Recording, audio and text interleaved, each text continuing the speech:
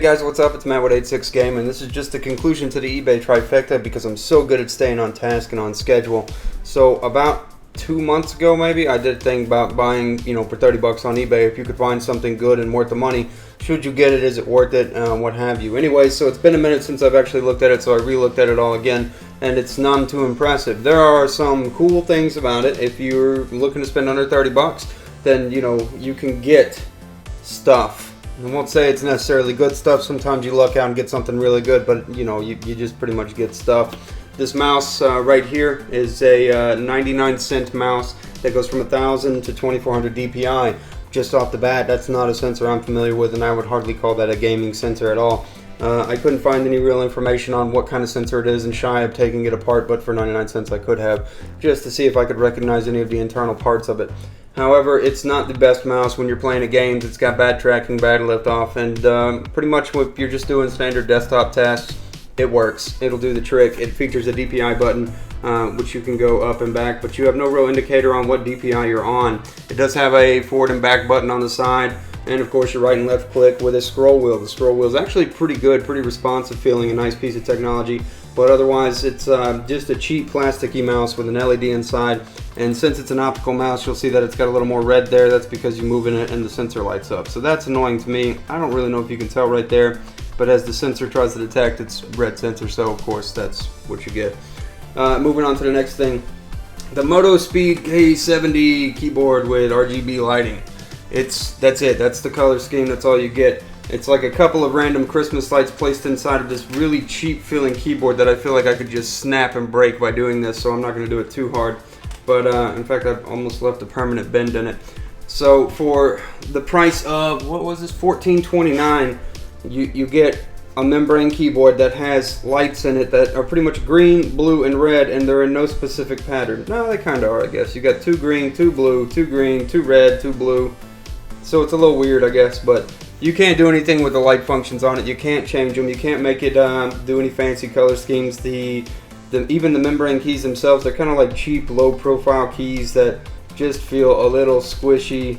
I mean, it is a membrane keyboard, so kind of what do you expect? But it's nothing fancy. There's no programmality to any of this. You can't really do anything super amazing with it. It's just a keyboard that seems to have some lights put inside of it, and not is it just a keyboard, it's kind of a crappy keyboard. So you kind of get what you pay for, and that was the objective of looking at this. Can we find something good for a good price of 30 bucks and get the trifecta knocked out? Now here's the real hero of the whole thing though, is this headset, the Sadie's Hi-Fi headset, which has brought me to want to look at this company a little bit more. The Sadie's SA708, it's a 3.5mm jack headset.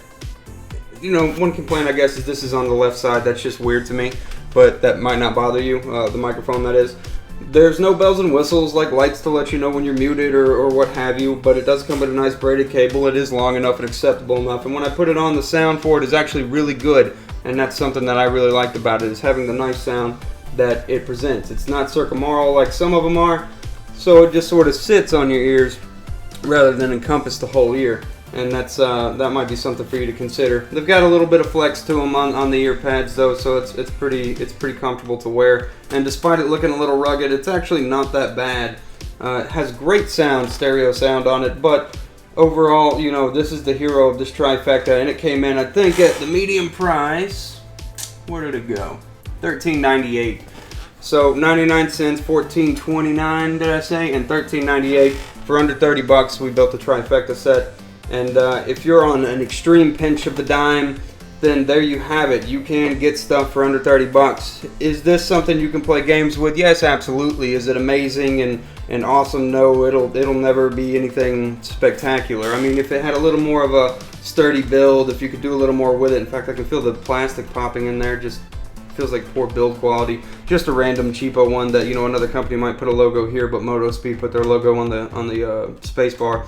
It would just be nice that to not mismarket things, I wish anyways, because this is somewhat mismarketed. It's just a black USB keyboard that has some lights in it, and they called it a gaming keyboard, but there's nothing gaming about it.